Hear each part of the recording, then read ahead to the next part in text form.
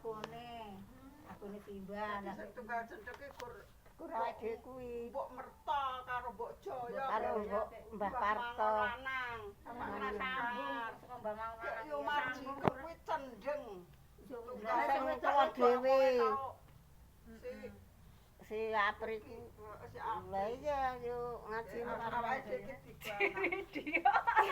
Apa? Iya ya. Video sapa sing video? Ora ding. Ora kowe lunga gek bisa. Lek duwi ki lho ngomong ngono kene. Ora ding. Nek sedekah niki sesuk Jangan malah saja pas your speak English mau. Ngono, gilirane sinten? Lah kowe lek kerja nang ndi? Aku tau nak kerja, Nita yo sik kerja.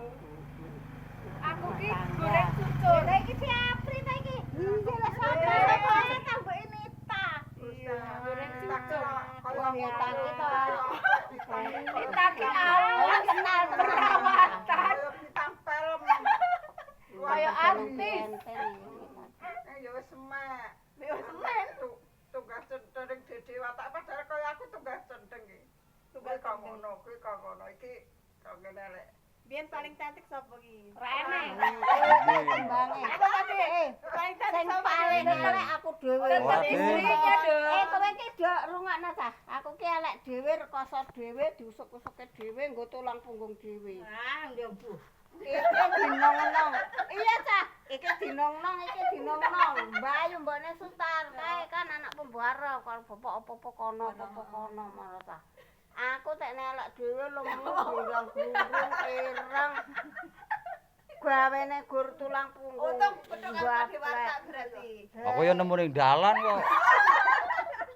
Lah iya, urung kenal iki ya cah lek gawe dadi tulang punggung gawene pasar tahunan gendong bepong kuwi. Aku biyen iki anu Aku keperek koso dhewe aku dicilak aku. Indonesia. Nek kene to kene kaya dinong-nong dhewe nek olah-olah nek pamane tempe cah sitok. Aku setugel didum ketimbul kene aku. Yo iki siji dhewe. Nek ora siji ora gelem kene. Karo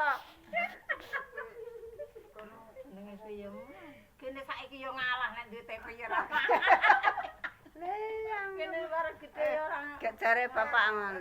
Cuma nek tenggamu rak kur sethithik lek anak siwak rak limo kudu Iya nek nyumbang-nyumbang nang wis dulur kemruyuk. Ayo. syukur kowe ki diris dulur wong malah wong ora duwe to pri. Alah. Ning rak Bembek. malah saya duwe. Malah sewung lan duwe. Iya justru kerukunane. Isih duwe